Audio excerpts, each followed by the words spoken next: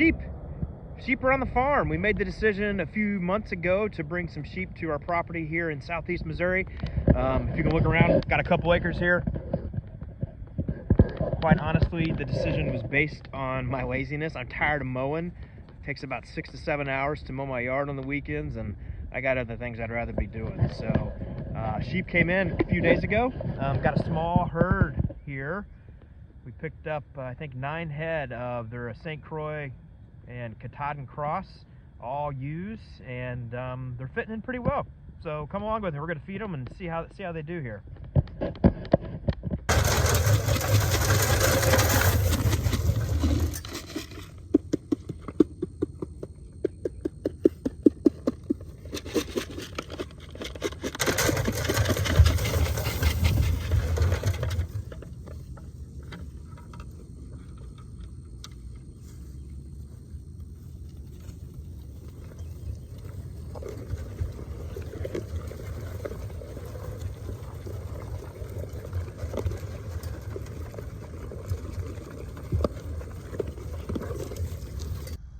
So again, wanted to add, we chose to do this because I grew up on a farm. I grew up around livestock. We had cattle, horses, hogs, chickens. You can hear our chickens in the background, but we did have goats, never had sheep.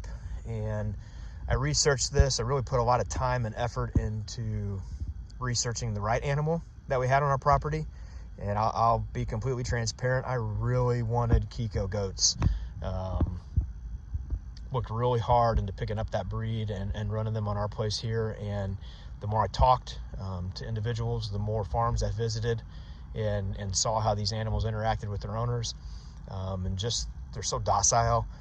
They're so easygoing. Not to say Kiko goats aren't, but I just kind of fell in love with the breed. So that's how we based our decision. And that's how I would encourage you that if you're looking at doing the same, if you're thinking about adding animals to your homestead, or you wanting to fence in a few acres and add some critters, talk to your local farmers. I think you'll find that anybody that lives off the land or has a vested interest in agriculture or livestock, they love to talk about it and they love to show you how they do things.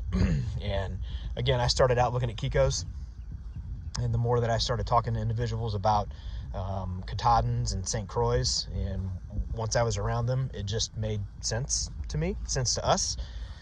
So we're running 9 head. I essentially have, if you kind of look around here, I've got a little over 2 acres fenced in, got a little temporary shelter there as season warms up. We're just coming off of about a 4-day cold spell. Everything literally was covered in ice this morning. You can kind of, it's hard to see up there on the trees. There's still some of it around.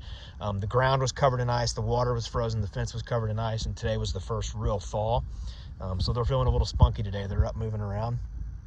But I would encourage you that if you're kicking this around, call the local sale barn around where you're at, or go to the local feed store and ask them who has sheep, who has goats. They may not be willing to give you their name and number, but they'll certainly take your name and number, and I guarantee you that those individuals will be more than willing to call you and walk you through their process and what they do. It's going to be a great adventure. I'm really looking forward to it. All of these ewes, we were told, are expecting. Some of them absolutely look to be expecting, others do not. So this will be a learning curve for us, and if you're kicking around doing this, join us in the journey. Don't be afraid to like and subscribe and keep an eye on what we're doing.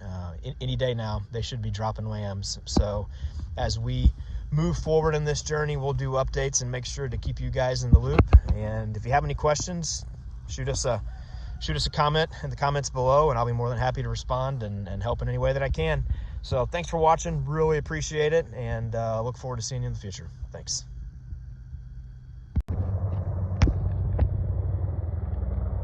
Huh.